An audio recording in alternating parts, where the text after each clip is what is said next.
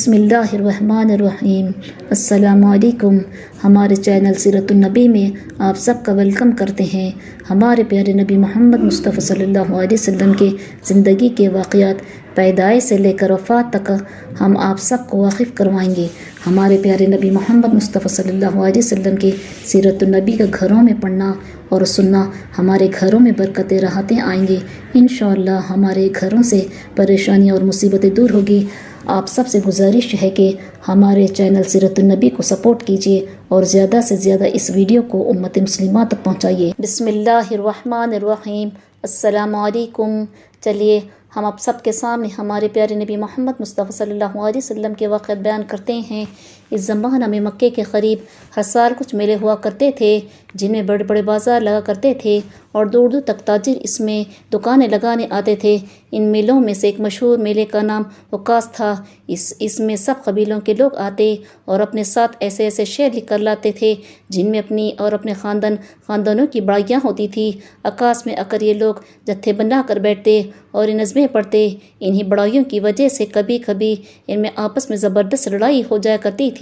इसी तरह एक दफ़ा आकाश के बाज़ार में दो आदमियों में लड़ाई हुई और इनमें से एक मारा गया। मरने वाला कबीला बनु कैस का था और इस मारने वाला कबीला बनु कनाना का। जब ये बात फैली तो मामला बहुत बढ़ गया और ख़ुद कबीला बनु कैस और बनु कनाना के दरमियान ज़बरदस्त जंगें शुरू हो गई। एक दफ़ा बनु कैस ने ज़िलक़ादा के महीने में बनु कनाना पर हमला कर दिया।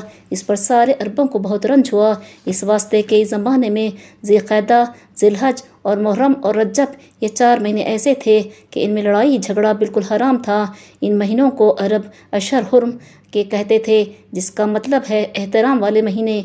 इस महीनों में बड़ी चलती हुई जंगें रुक जाया करती थी, मगर बनु कैस इस दफ़ा जोश में आकर इसका भी ख्याल नहीं किया कि ज़िलक़ादा का महीना है और इसमें बनु कनाना पर हमला कर दिया।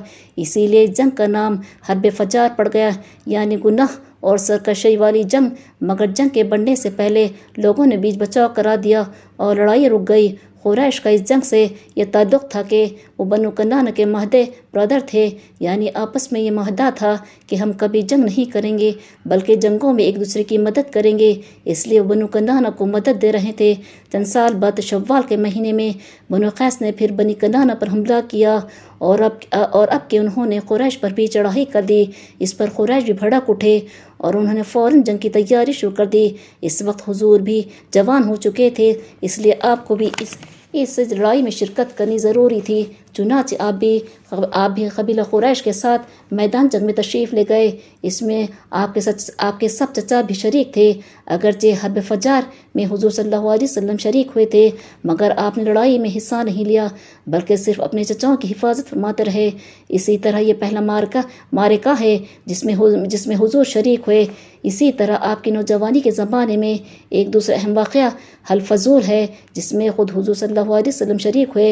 ये एक अहदनामा था जिसमें सब कुरैशियों ने अहद किए थे और क़स्में खाई थी कि अगर मक्के में किसी पर जुल्म होगा तो हमेशा हम मज़लूम का साथ देंगे और जब तक कि ज़ालिम को सज़ा न मिल जाएगी और मज़लूम को इसका हक़ नहीं मिल जाएगा इस वक्त तक हम आराम से नहीं बैठेंगे। यह हलफ मक्के के एक बड़े सरदार अब्दुल्ला बिन जदआन तैमी के घर हुआ था। इस मजलिस में बनी हाशिम और बनी मुतल्लिब, बनी असद, बनी ज़हरा और बनी तैम इब्ने मुर्रह शरीक हुए। इन सब ख़ानदानों ने मिलकर यह हलफ किया और इसका नाम हलफ फजूल रखा। इसमें ख़ुद हुजूर सल्लल्लाहु अलैहि वसल्लम भी शरीक हुए।